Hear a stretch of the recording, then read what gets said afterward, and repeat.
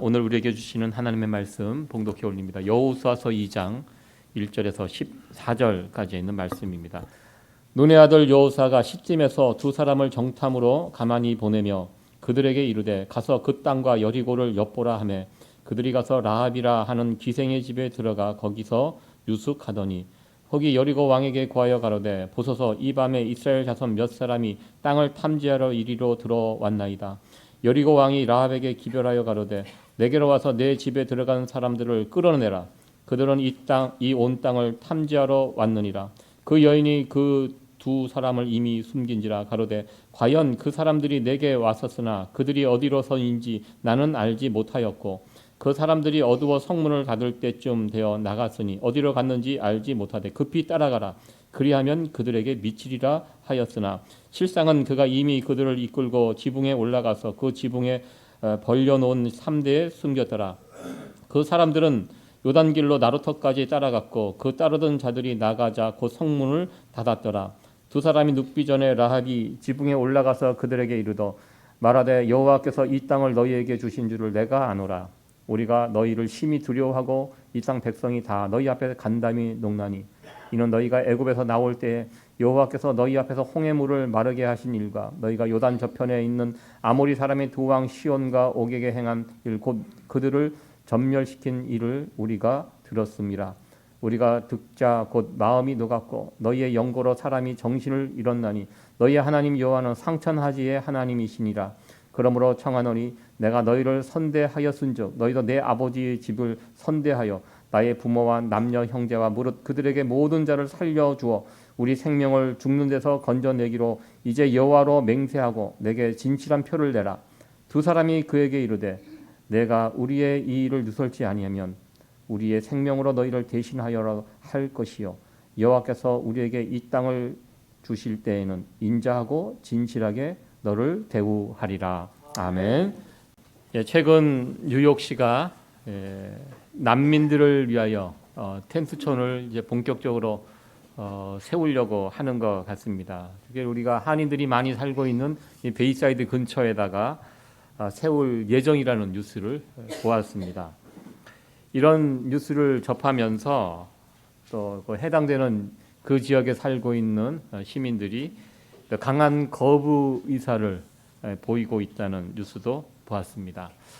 여러분들은 어떻게 생각하십니까? 지금 뉴욕시에 밀려오는 이 난민들, 우리도 살기 힘든데 왜 자꾸 난민들을 받아들여서 더 어지럽게 하는가? 이런 마음이 혹시 있지는 않으신지요? 미국은 1980년대에 제정된 난민법에 의해서 매년 올해 몇 명의 난민을 받을 것인가 대통령과 의회에서 결정을 한다고 합니다. 그게 1980년부터 매년 그 쿼터를 정해서 올해는 몇 명, 뭐 10,000명, 10만 명, 뭐 이렇게 쿼터를 받고 저렇게 들어온 난민들을 한 명 한 명 심사를 해서 이 사람이 미국에서 살아야 되는지 난민 심사를 한 다음에 살 수 있는 그런 자격을 이렇게 허락을 한다고 합니다. 1980년대 이 법이 제정이 되었습니다. 1980년대 지미 카터 대통령이 미국의 대통령으로 있을 때 그 법이 제정이 되었고요. 그래서 매년 난민들이 미국에서 합법적인 신분을 가지고 들어와서 살게 됩니다. 가장 많은 난민을 받아들였던 해가 1980년대 지미 카터 대통령이 대통령으로 있을 때 그때 기록을 보니까요 한 23만 명 정도 난민으로 그 해 받았다고 합니다. 그리고 평균 매년 7에서 8만 명 정도의 난민이 미국에 들어와서 합법적으로 살아가고 있다고 합니다. 트럼프 대통령 때는 반이민 정책 그것을 기치로 내고 선거 공약으로 해서 대통령이 당선된 분이십니다. 그래서 그때는 한 명도 안 받을 수는 없고 15,000명 정도 1년에 쿼터를 정해서 15,000명 정도 이제 받았다고 합니다. 그리고 이번 바이든 행정부에서는 민주당 정권 아닙니까? 그래서 이것을 더 늘렸다고 합니다. 대폭 늘렸다고 합니다. 바이든 대통령은 한 매년 20만 명 정도 받겠다 이렇게 선거 공약을 하고 이제 당선이 됐는데요. 20만 명을 받으려고 보니까 그 앞선 정부에서 난민을 받는 시스템이 많이 망가져 있다고 합니다. 그래서 지금은 10,000명도 제대로 지금 받을 수 없는 상황이라서 이것을 다시 정비한 다음에 최소한 1년에 한 10만 명 정도는 난민을 받아야 되겠다. 지금 이렇게 하고 정책을 추진하고 있다고 합니다. 난민이라는 것이 그렇습니다. 전 세계적으로 한 2,500만 명 정도가 난민이라고 이렇게 합니다. 미국 정부가 그동안 쭉 받아온 난민들 한 세계 60여 개국에 있는 나라에서 난민을 받고 있습니다. 여러분 중국에서 오시는 분들도 난민 신청으로 들어오는 거 알고 계신가요? 중국이 공산주의 국가입니다. 그래서 그 일을 하고 있는 제가 목사님을 이제 자주 만나서 교제를 나누고 있는데요. 도대체 중국 사람들이 왜 이렇게 많냐? 뉴욕에 지금도 계속 들어오는데요. 난민 신청을 해갖고 들어옵니다. 그러니까 공산주의 국가니까 들어와서 또 교회를 찾아가서 나 종교의 자유를 찾아왔다고 하면 미국에서 받아줍니다. 그래서 지금 뉴욕에 있는 중국 교회들이 막 부흥하고 있습니다. 중국 교회들이 막 주변에 이렇게 세워지는 거 보시죠. 지금 한국 사람들은 이민 오는 것이 멈춰 있지만 중국 사람들은 좀 계속 좀 들어오고 있습니다. 미국에 들어오는 난민 가운데 북한 출신도 있습니다. 한 200~300명 정도 지금 북한 난민들이 미국에 와서 자유롭게 살고 있는 것으로 그렇게 조사가 되어 있습니다. 2,500만 명 정에 보통 인종 문제나 종교 문제나 그리고 정치적인 견해로 그 땅에서 살 수 없기 때문에 생겨난 난민들. 이 난민들 그냥 두면 죽을 수밖에 없기 때문에 유엔에서는 세계 정부인 유엔에서는 이들을 난민의 지위로 부여해서 보호할 수 있도록 그래서 유엔 산하에 있는 국가들 가운데 힘 있는 나라들이 이 난민들을 수용할 수 있도록 이렇게 했다고 합니다. 최근 이 뉴욕에 들어온 난민들에 관한 이야기를 어느 목사님을 통해서 제가 들을 수 있었습니다. 그분들 만나보니까요. 5개, 6개 국경을 걸어서 미국까지 오신 분들이라고 합니다. 여러분들 잘 알고 있는 이 노던 블러버드의 베이사이드에 있는 호텔이 이렇게 있습니다. 그중에 호텔 하나가 지금 난민들을 위해서 완전히 일반 손님은 받지 않고요. 난민들만 거기에서 한 100에서 150명 정도 거기에 머무르고 생활을 하고 있다고 합니다. 이 소식을 이 목사님이 들었어요. 그래서 이 목사님이 어떻게 했냐면 교회 젊은 성도들을 데리고 그 호텔을 일주일에 한 번씩 지금 방문하고 있습니다. 방문해서 무엇을 하느냐? 그래서 먹을 것을 나눠주고 필요한 것들을 채워주고 뭐 다 할 수는 없지만 교회 차원에서 도와주고 영어도 가르치고 그리고 그들에게 복음을 전하고 있다는 그런 이야기를 들었습니다. 여러분들 미국에 들어오는 난민들은요 대부분 중남미 쪽에 있는 사람들이 들어옵니다.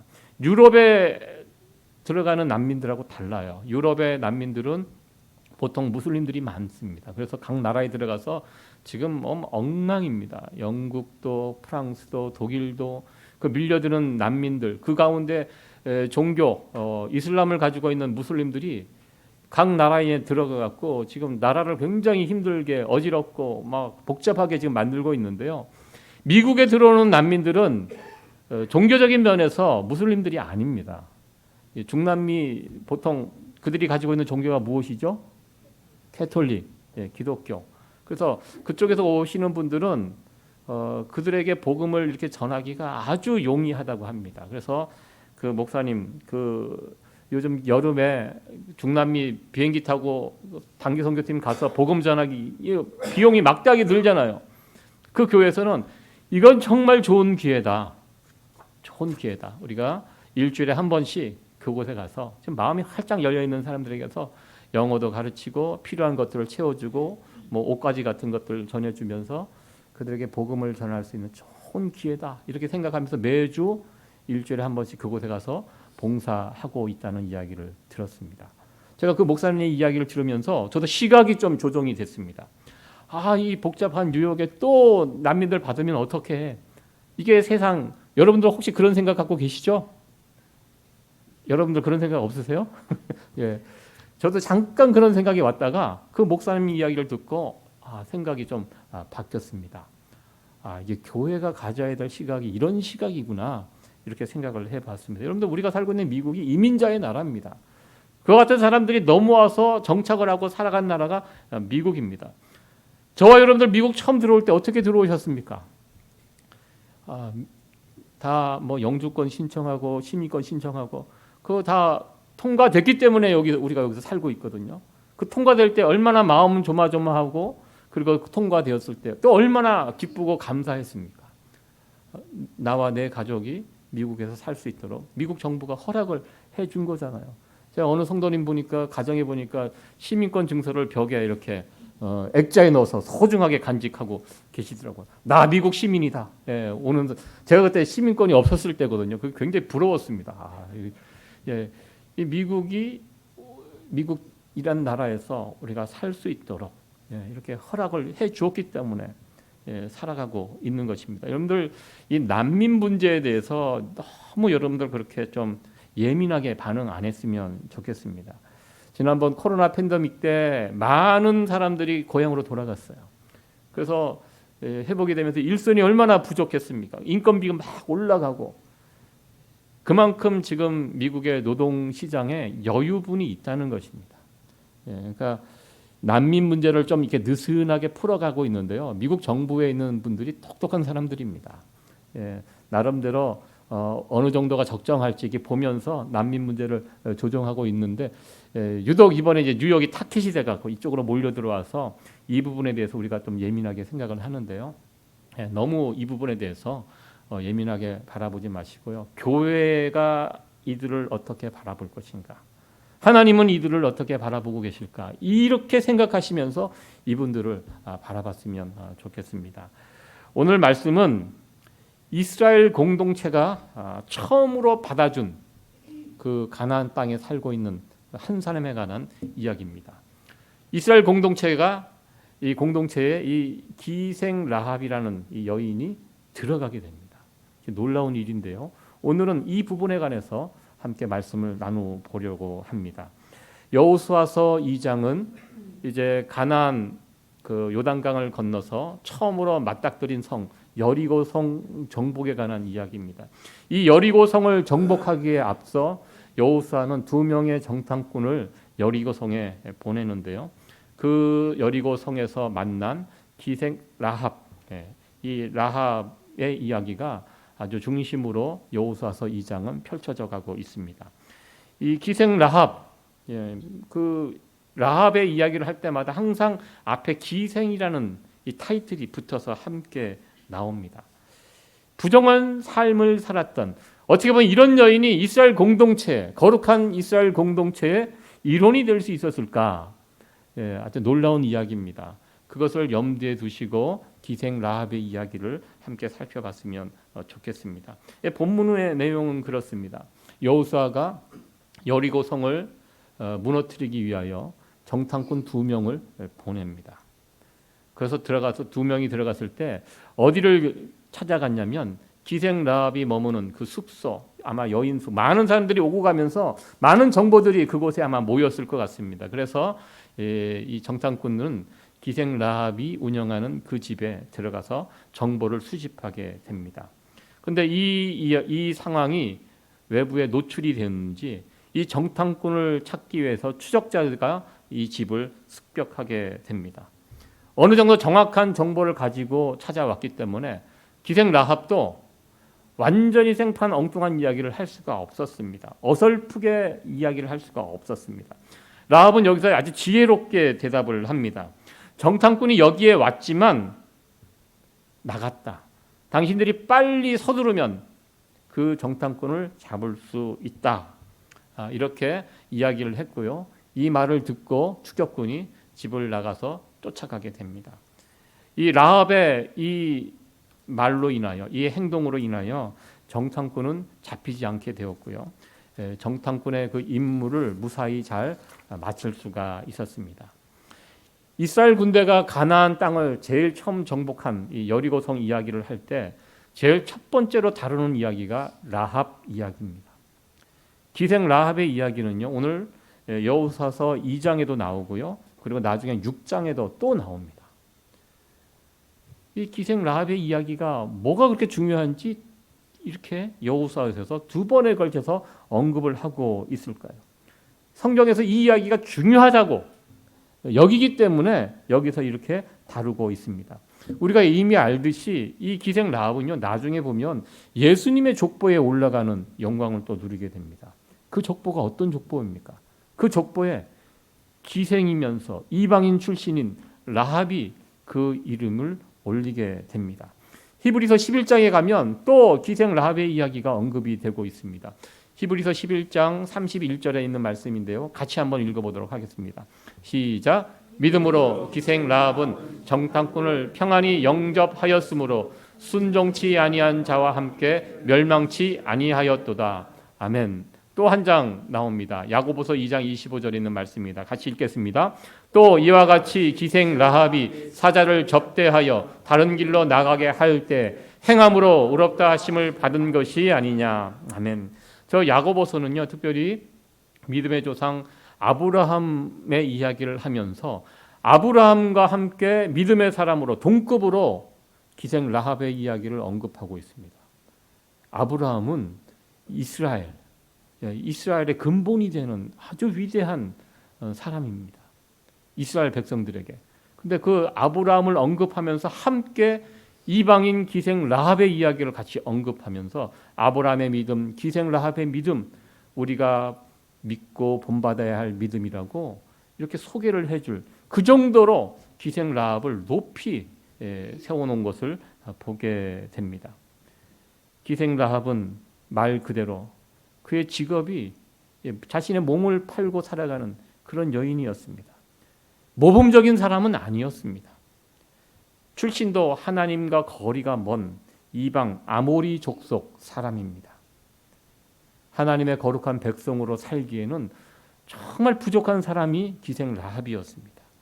아무리 그래도 그렇지 어떻게 이런 여자가 예수님의 족보에 올라갈 수 있을까?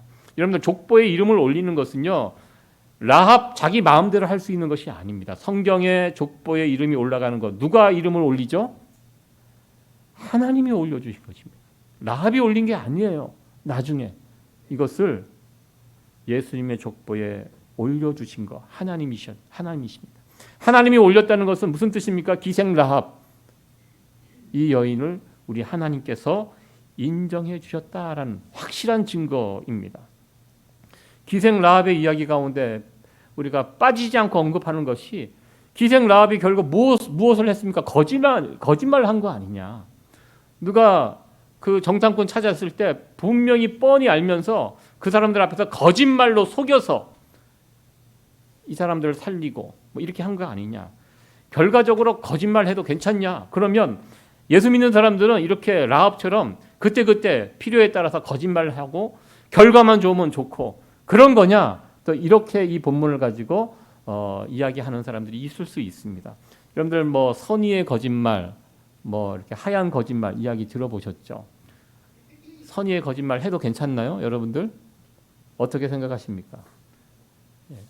하얀 거짓말, 선의의 거짓말, 그 가운데 하나의 케이스가 아니냐, 또 이걸 가지고 많은 논쟁을 하게 됩니다. 실제로 세계 제1차, 2차 세계대전 때 유대인들이 나치에 의해서 얼마나 많이 학살을 당했습니까? 나치들이 숨어있는 유대인들을 색출을 하기 위하여 각 집안을 막 뒤지고 다닐 때였습니다. 그때 실제 있었던 일이라고 합니다. 너 집에 유태인이 있냐? 이렇게 물어봤는데 있었습니다. 그런데 그 집주인이 없다고 거짓말을 합니다. 그래서 그 사람이 살게 되었습니다.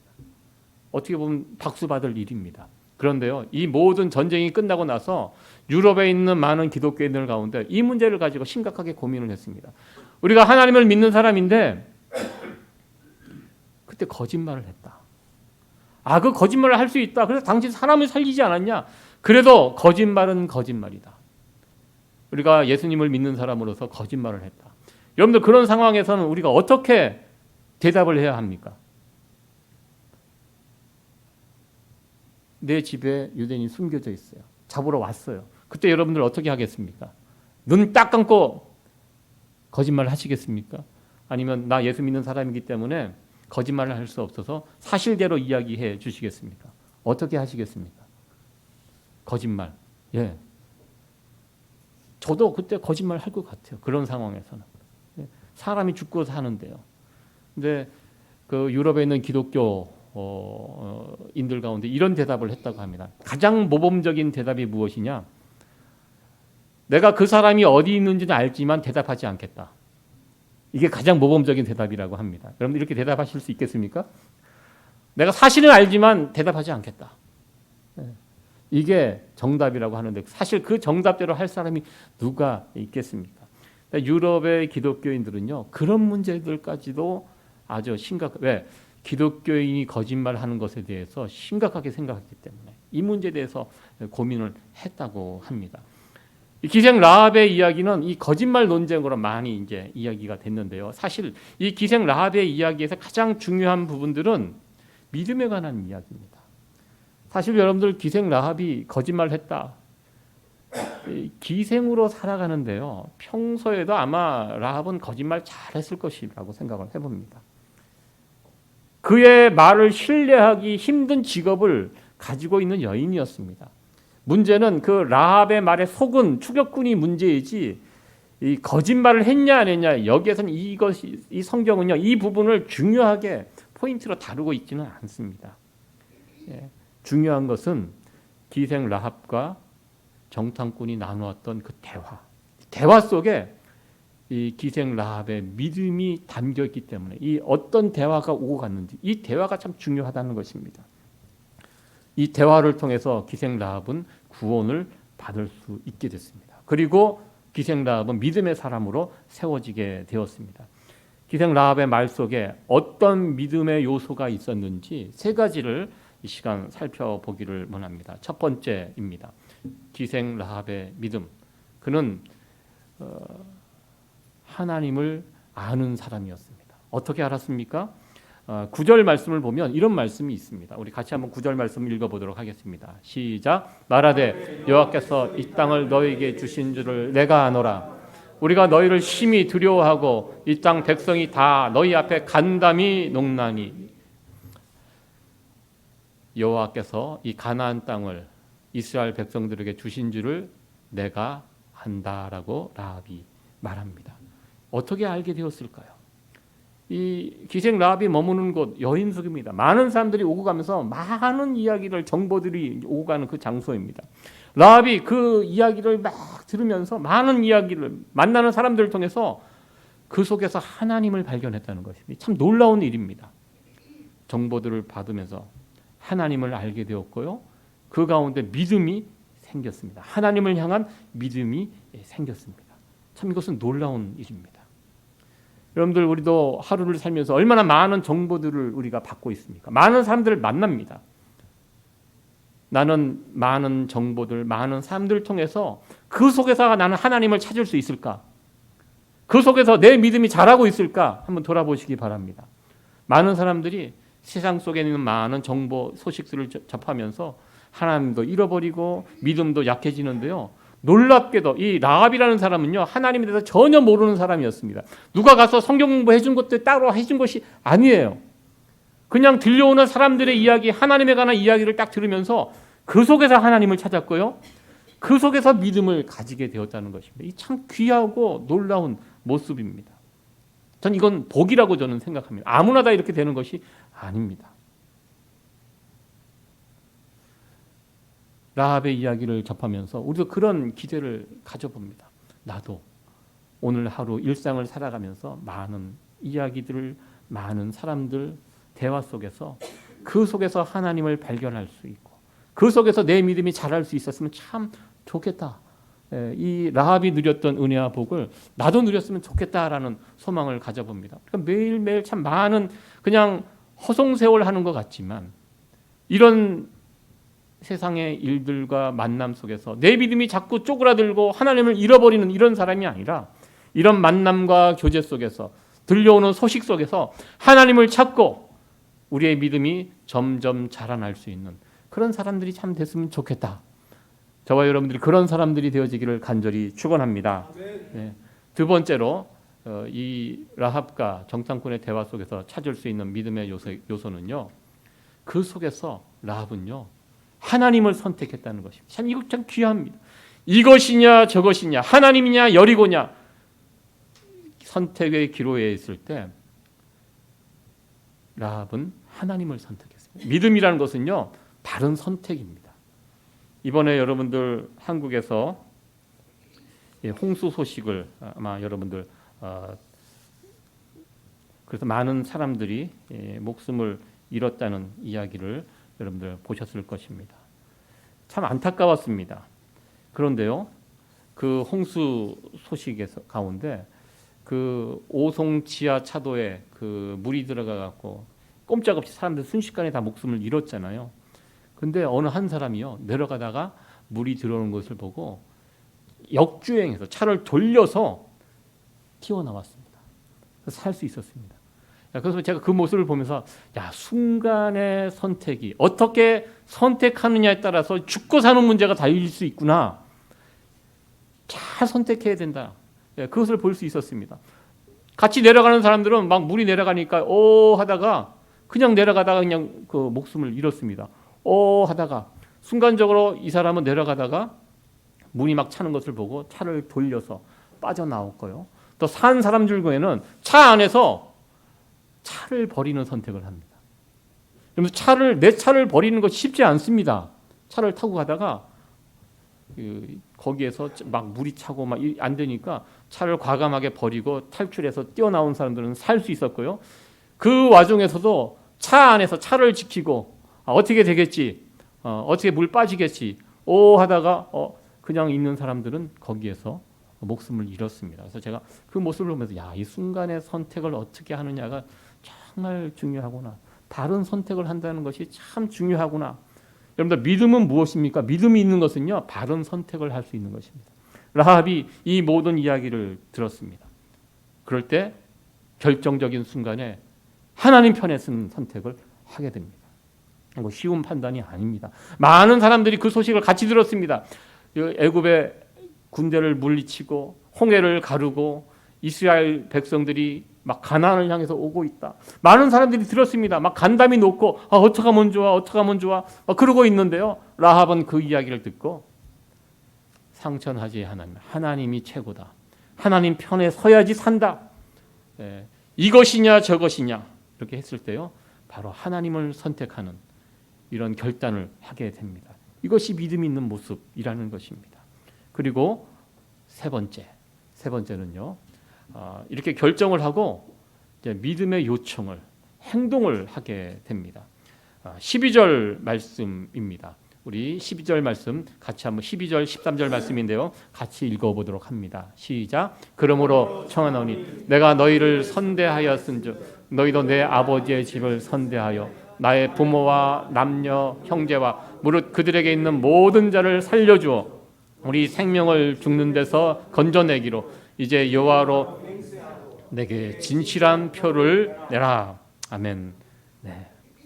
한마디로 무엇 살려달라. 어떻게 보면 지금 이 정탐꾼의 목숨이 라합에게 손에 달려 있습니다. 지금 라합이 더 위에 있는 위치에 있어요. 지금 상황에서. 그런데 정탐꾼에게 무릎 꿇고 빌고 있는 것입니다. 내가 보니까 하나님만한 신이 없다. 나 하나님 편에 서겠다. 그러니까 나와 내 가족들을 살려달라. 이렇게 간청, 구원의 손을 내밀고 있습니다. 이거는 믿음의 행위입니다. 여러분들, 예수님께서 십자가에 달려 돌아가실 때 그 한편 강도들 생각해 보시기 바랍니다. 그 한편 강도가 예수님을 향하여 구원의 손길을 내밀었습니다. 지금 라합이 하는 행위가 이 행위입니다. 한편 강도가 같이 십자가에 달려 죽어가면서 한편 강도가 예수님을 막 조롱하고 그럴 때 그 사람이 말립니다. 그러면서 예수님을 바라보면서 예수여, 당신의 나라가 임할 때 나를 좀 기억해달라고. 예수님께서 죽어가시는 그 고통스러운 순간에 그 한편 강도를 바라보시면서 무슨 말씀을 주셨습니까? 나 아파 죽겠다, 피곤하다, 늦었다, 너 강도 아니냐, 너 그동안 얼마나 나쁜 짓을 했는데 여기 달렸는데 안 된다. 예수님 그렇게 하셨습니까? 아닙니다. 기꺼이 내가 오늘 나와 함께 낙원에 있을 것이다. 그 강도의 구원의 손길을 잡아주셨습니다.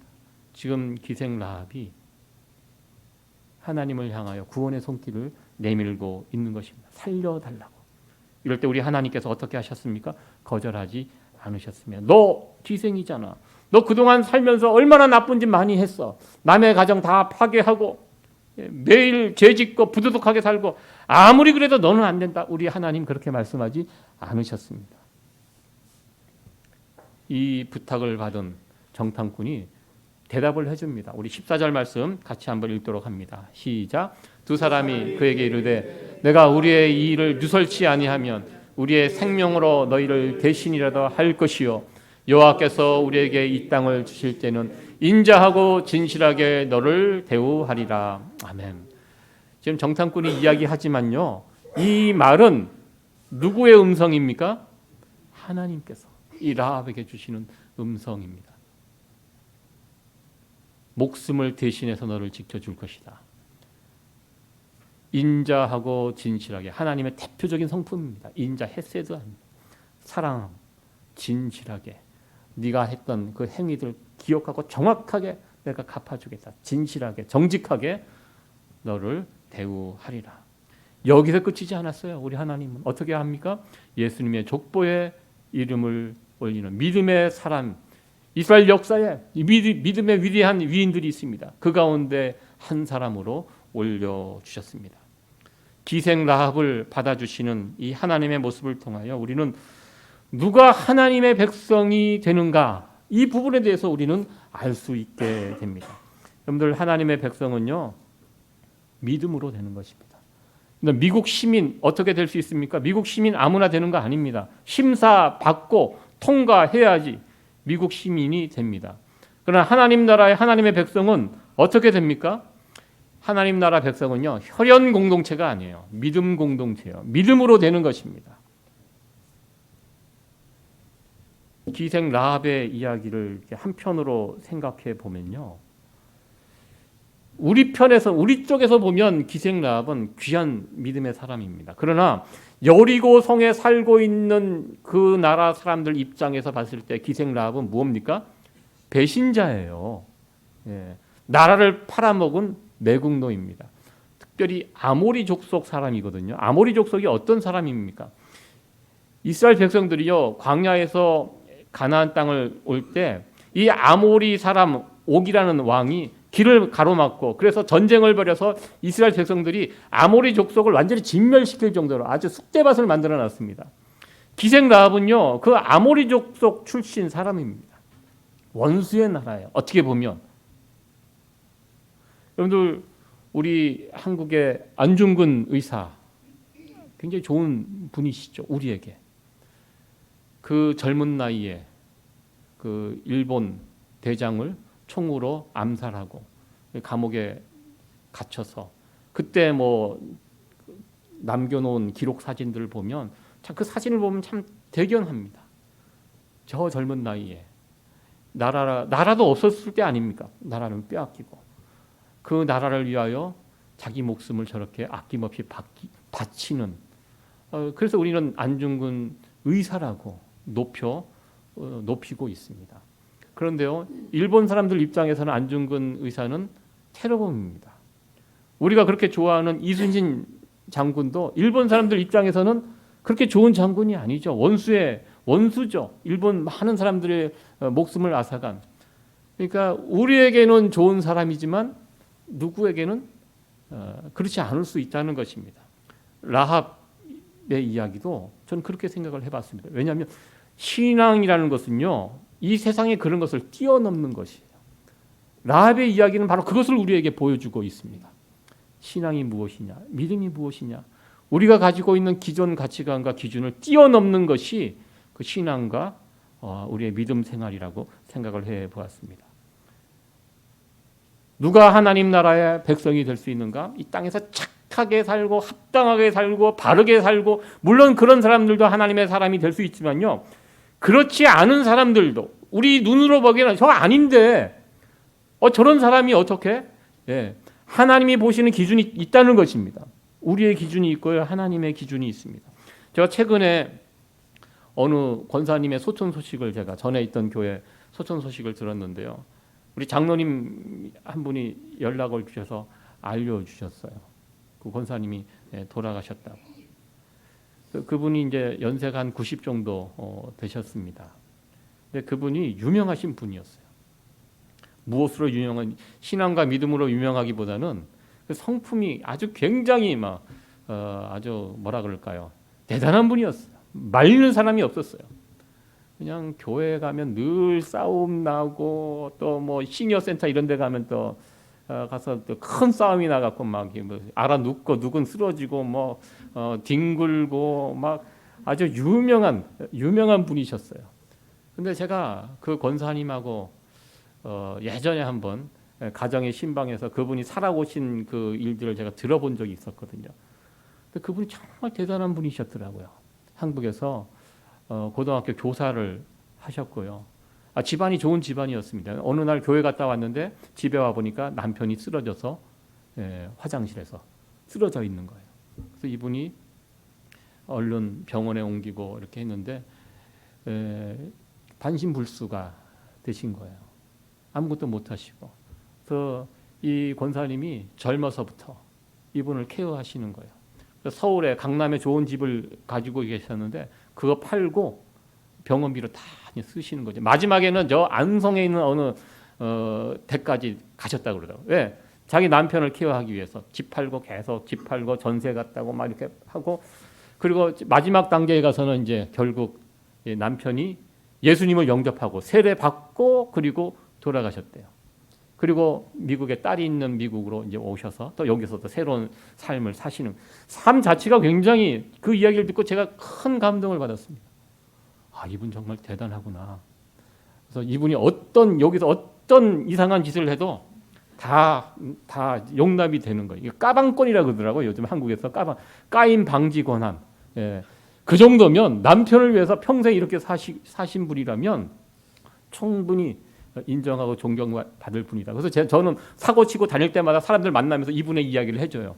그러면 이제 이게 분노가 좀 가라앉고 그랬습니다. 그러고 사셨어요. 그리고 교회에서 무슨 단기 선교 가면 꼭 가세요. 가면 도움이 하나도 안 돼요. 그래도 가세요. 가면 이분 연세가 있으시니까 이분 모시고 그게 일이에요. 또 거리 전도 갈 때 늘 또 전도하시고 전도의 열정도 있고 또 복음 전하는 열정은 있는데 삶은 못 따라오세요. 여기저기 막 펑펑 터지고 막 싸우고 막 그래요. 근데 그렇게 사시다가 이제 90 정도 되셔서 소천하셨다는 소식을 제가 들었습니다. 그래서 장로님하고 저하고 통화를 하면서 공통적으로 동의했던 부분이 뭐냐면, 하나님이 이 권사님을 참 사랑하셨다. 삶은 어떤지 모르지만 그 권사님, 그 장로님도 그걸 보셨더라고요. 저도 조심스럽게 얘기를 했거든요. 그래도 하나님이 참 사랑하셨던 분 같다. 그랬더니 장로님이 목사님 어떻게 아셨냐. 자기도 그런 생각을 했다는 거예요. 그러니까 세상 사람들이 판단하는 것과 하나님이 보시는 부분이 달라요. 여러분들 하나님의 사랑을 많이 받았던 요셉 보세요. 요셉이 얼마나 하나님의 사랑을 많이 받았습니다. 그러나 형들에게는 미움받았잖아. 왜? 미움받은 짓을 했잖아요. 형들이 조그만 잘못 있으면 아버지네 가서 고자질을 하고, 사람들하고 잘 어울리지 못하고. 요셉이 그랬습니다. 그런데 요셉을 무엇을 받는지 하나님은 요셉을 참 사랑하셨습니다. 그러니까 세상 사람들이 막 좋아하는 사람들이 있고요, 하나님이 좋아하는 사람이 있습니다. 기생 라합은요, 하나님이 좋아하는 사람입니다. 세상 평판, 그의 가진 직업, 형편없는 그런 사람이었지만 그 가운데 하나님이 좋아하시는 믿음이 있었어요. 그 믿음을 가지고 하나님께 손을 내미니까요, 하나님께서 그 손을 잡아주셨을 뿐만 아니라 이스라엘 공동체에 들어오게 하시고, 거기서 머무는 것이 아니라 이스라엘 공동체에 살고 있는 많은 사람들이 우러러보는 메시아 족보에, 믿음의 반열에 올려주면서 하나님께서 인정한 사람이 누군가를 세상 많은 사람들에게 보여준 그 케이스가 바로 라합이라는 것입니다. 말씀을 정리하도록 하겠습니다. 저와 여러분들은 사람들에게도 인정받을 뿐만 아니라 하나님에게 인정받는 그런 사람들이 되어지기를 간절히 축원합니다. 하나님께 인정받는 것이 정말 중요합니다. 우리가 하나님께 인정받기 위해서 무엇이 있어야 합니까? 믿음이 있어야 합니다. 이 기생 라합이 보여주었던 이 믿음, 이 믿음의 모습들을 우리들도 갖고 있기를 간절히 소원합니다. 이스라엘 공동체는요, 혈연 공동체가, 교회는요, 믿음 공동체입니다. 세상의 기준을 뛰어넘는 것이 이 교회입니다. 이 믿음을 가지고 특별히 하나님의 마음은요, 세상을 향해 열려 있다는 것, 모든 사람들이 구원받기를 원한다는 사실을 기억하시고 이 믿음을 가지고 복음을 세상 사람들에게 더 힘껏 증거하며 또 복음대로 살아가며 하나님을 바르게 증거하며 살아갈 수 있는 그런 성도 여러분들 다 되어지기를 간절히 축원합니다.